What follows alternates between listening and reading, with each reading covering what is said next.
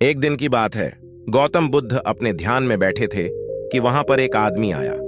ये आदमी अपने आलसीपने से बहुत ज्यादा परेशान था। आलसी आदमी गौतम बुद्ध से बोला, महात्मा जी मेरी मदद कीजिए, मैं अपने आलस्य से बहुत ज्यादा परेशान हूं। आप ही कोई उपाय बताइए जिससे मैं आलसीपन से छुटकारा पा सकूं। गौतम बुद्ध ने उस व्यक्ति से कहा, पहले मुझे यह बताओ कि तुम्हें क्यों लगता है कि तुम आलसी हो। आलसी आदमी बोला, सिर्फ मुझे नहीं, मेरे परिवार वालों को और मेरे आसपास के सभी लोगों को ऐसा लगता है कि मैं आलसी हूं। गौतम बुद्ध ने फिर उससे पूछा, क्या तुम जानते हो आलस्य होता क्या है? आलसी व्यक्ति बोला, नहीं मैं नहीं जानता, किंतु मैं इतना जरूर जानता हूं कि आलस्य बहुत बुरी चीज है। इसकी वजह से मुझे बहुत नुकसान हुआ है जीवन में। गौतम बुद्ध बोले, जिस परेशानी से तुम छुटकारा पाना चाहते हो, पहले उसके बारे में पूरी जानकारी ले लोगे तो उससे छुटकारा पाना आसान हो जाएगा। आलसी व्यक्ति बोला, भगवान इतनी बुद्धि तो मुझ में नहीं है, आप ही मुझे इस समस्या के बारे में जानकारी दीजिए।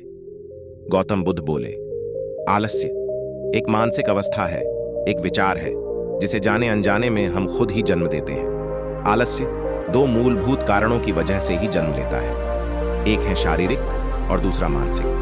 शारीरिक कारणों में पहला कारण है गलत तरह का भोजन। हम सभी जानते हैं कि हमारे शरीर को भोजन से ऊर्जा मिलती है, और यह ऊर्जा सजीव चीजों से मिले तो अच्छी, यानी कि प्राकृतिक रूप से जो हमें भोजन की वस्तुएं प्राप्त होती हैं, उनसे अगर यह ऊर्जा मिले तो हमारा शरीर इससे अच्छी ऊर्जा प्राप्त करता है। इससे उलट यदि हम निर्जीव वस्तुओं से ऊर्जा प्राप्त करते हैं तो यह हमें आलस्य की ओर लेकर जाती है। दूसरा कारण, हमारी शारीरिक गतिविधियां भी हमें आलस्य के चंगुल में फंसा सकती है।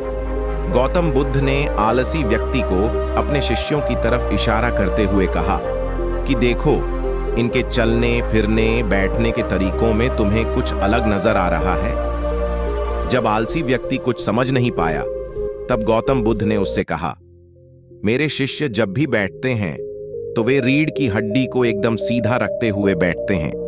चलते हैं तो उनके दोनों पैरों के बीच अच्छे से संतुलन बना रहता है, और जब वह सोते हैं तो उनका शरीर एकदम शिथिल रहता है। ऐसा करने से उन्हें रात्रि में एकदम सही तरीके से नींद आती है। आलसी व्यक्ति बोला, लेकिन नींद तो आलस्य का की एक स्वरूप है। बुद्ध बोले, हाँ, अगर उसे ज्यादा मात्रा में लिया जाए तो। बुद्ध ने इस बात को आगे बढ़ते हुए कहा, नींद कम मात्रा में लोगे तो तुम्हें अगले दिन थकान महसूस होगी, और ऐसा करने से ज्यादा आलस्य शरीर में आएगा। नींद ज्यादा लोगे तब भी यही परिणाम होगा। इसीलिए नींद को ना ज्यादा ना कम, एकदम सही मात्रा में लेना अति आवश्यक है। आलसी व्यक्ति बोला, हाँ, यह तो मैंने भी अनुभव किया है। बुद्ध बोले, मानसिक कारणों के बारे में जान लो। मानसिक कारणों में सबसे पहले हैं हमारी पुरानी गलत धारणाएं। अक्सर ऐसा होता है कि हम पहले जिन कामों में असफल हो चुके हैं, हमारे अंदर ऐसी भावनाएं बन जाती हैं कि हम उस काम में हमेशा असफल होते रहेंगे, जिस वजह से हमें उस काम को करने में आलस आता है। ऐसी धारणाओं से छुटकारा पाने का एकमात्र उपाय यह है कि हमें अपने मन को यह समझाना चाहिए कि पिछली बार हम जब उस काम में असफल हुए थे तो हम उसके बारे में जितना जानते थे, अब हम उस काम के बारे में उससे ज्यादा जानते हैं, क्योंकि असफल होने के बाद हम उससे काफी कुछ सीखे भी हैं। बुद्ध बोले, दूसरा कारण है आलसी और कामचोर लोगों की संगत। कई बार ऐसा होता है कि हम आलसी नहीं होते, मगर जिनके साथ हम रहते हैं हम उन जैसे बनने लगते हैं। इससे छुटकारा पाने का उपाय बहुत सरल है। कामचोर और आलसी व्यक्तियों से दूर रहो। ऐसे व्यक्तियों की संगत में रहो जो अपने काम को बड़ी लगन से करते हैं और तुम्हें कुछ सिखा पाए।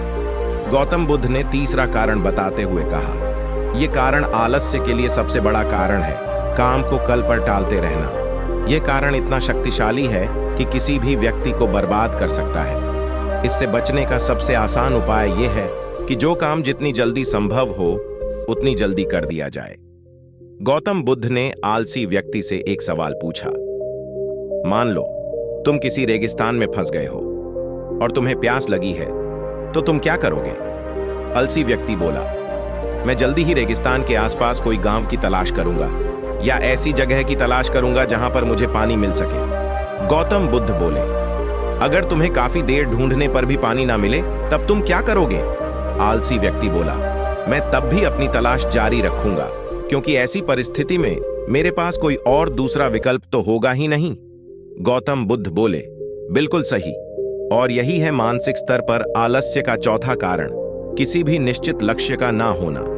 यह भी आलस की ओर लेकर जाता है। अब सुनो पांचवें कारण के बारे में। गौतम बुद्ध बोले, सोचो कि तुम्हारे पास काफी सारे सोने के दागिने हैं जो तुम्हें एक जगह से दूसरी जगह लेकर जाना है। तुम चलते चलते थक जाते हो और किसी पेड़ के नीचे बैठ जाते हो, और तभी तुम्हें दूर से तुम्हारी तरफ दौड़कर आ रहे डाकू दिखाई देते हैं।